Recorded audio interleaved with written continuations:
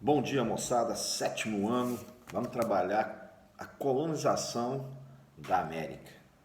Temos aqui alguns objetivos, né? Primeiro, nós temos que saber o impacto. Como é que foi o impacto da chegada do europeu quando encontrou os nativos na América? Bacana?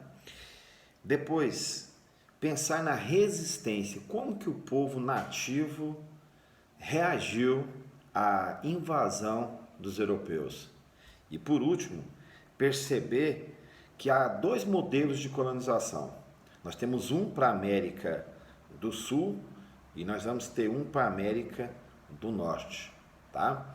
O nosso modelo é diferente do modelo que foi colonizado os Estados Unidos. Você tem que responder essas questões então no final desse encontro. Bacana? Primeiro momento, nós vamos pensar no povo asteca. Como é que o povo asteca recebeu a Espanha? Como é que o povo espanhol chegou? Como é que foi o contato? O contato foi pacífico, até porque o povo asteca não sabia do perigo e nem da intenção verdadeira da Espanha. Então, no segundo momento, foi fato histórico. Qual que é o fato histórico? Aí é o fato de verdade. Foi um massacre, foi dominação, foi destruição. E nós vamos destacar então a destruição do povo asteca por um colonizador chamado Cortés. Ele é famoso, é um herói. E aqui entra uma questão: o colonizador é um herói ou não? Tá? Aqui no centro da nossa cidade tem uma estátua de um grande colonizador que chegou em Goiás e então ficou conhecido. Ele está no marco central da cidade, no centro da cidade. É um herói, é tido como herói. E ele fez a mesma coisa que o espanhol fez aí então com o povo asteca, ou seja, destruiu, capturou e levou as riquezas do povo. O segundo contato que você vai ter então é o povo Inca. Nós vamos destacar aqui Pizarro, que era um colonizador também, que vai fazer a mesma coisa. No primeiro momento era um encontro pacífico. No segundo momento, dominação de novo. No segundo momento, execução.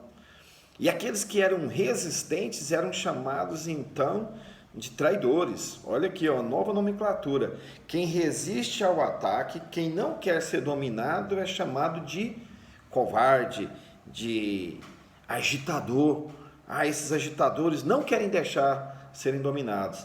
E aqui vai entrar um outro aspecto da dominação desses povos, que era o aspecto religioso. O que é o aspecto religioso? Todo mundo que era dominado era obrigado a se converter ao cristianismo.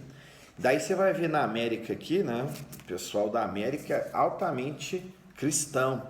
Por quê? Porque esse modelo de colonização obrigava o dominado a se curvar também, não só a servir o Senhor, mas também a aceitar a sua religião como religião oficial. Então agora o cristianismo era a religião oficial, de forma bem obrigatória, ok? Tá. Surge sempre uma pergunta, sempre os meninos do sétimo ano fazem essa pergunta: professor, como milhares de nativos, né, foram dominados por alguns poucos povos da Espanha?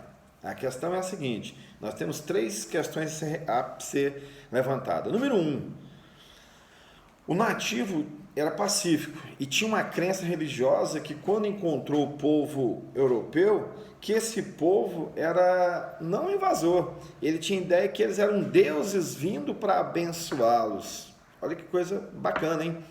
Deuses que vêm nos abençoar, de repente o Deus que vem para abençoar se torna nada mais, nada menos que é o meu algoz. Bacana. Segunda explicação: o povo tinha arma de fogo. Eram armas manuais, né? Lanças feitas à mão, flechas contra armas de fogo. O poder de destruição da arma de fogo é incomparável. E terceiro, o que mais dizimou o povo eram as doenças. O povo não estava acostumado com os nossos vírus. Você está vendo aí a tragédia que traz um vírus? Não? Eles não tinham medicação e não tinham, então, nada para combater esse fator de destruição. Então esses três fatores vão mostrar aí como que o povo foi dominado. E a gente queria caminhar para essa reflexão final, trazendo então aqui um modelo de dominação. Esse modelo de dominação vai criar alguns grupos sociais. Primeiro, você vai ter o grupo de brancos que eram nascidos na Espanha e que foram habitar aqui, passaram a habitar aqui.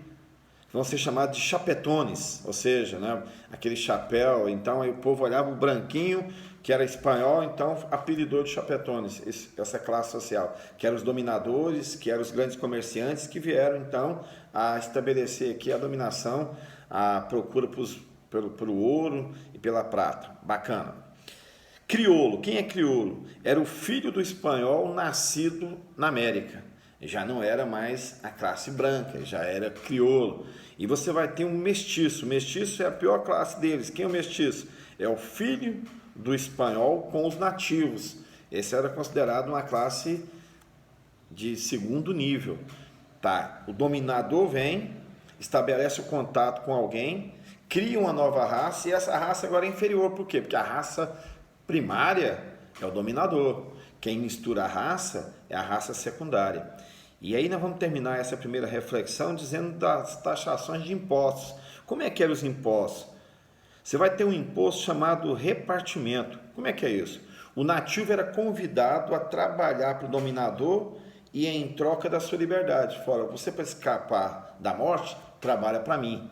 É repartimento. Que repartimento é esse? Você entra com o seu trabalho e eu te dou a vida. É uma parceria. Você vai ter a encomenda. O que é isso, professor? Os colonos recebiam autorização para explorar a mão de obra do nativo. Então ele ia lá e oferecer ao nativo essa alternativa. Nativo, trabalha para mim e também de forma que eu proteja a sua vida. Então nós vamos ter esse tipo de dominação.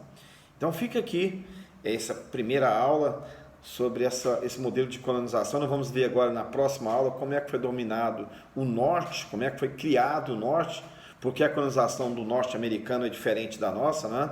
A nossa sofreu esse modelo aqui todo, a América Latina quase toda sofre esse modelo. E os Estados Unidos não, que fica para a próxima aula então. Um grande abraço e pensa comigo, né? O colonizador é um herói, é um super-herói, ou na visão do nativo é apenas um dominador que tomou meu espaço, tomou meus bens e não respeitou a cultura nativa. Inclusive na coisa mais básica, que era o modelo de adoração dele, né? Não foi respeitado. A gente encontra para a segunda aula. Um grande abraço, cuide-se bem.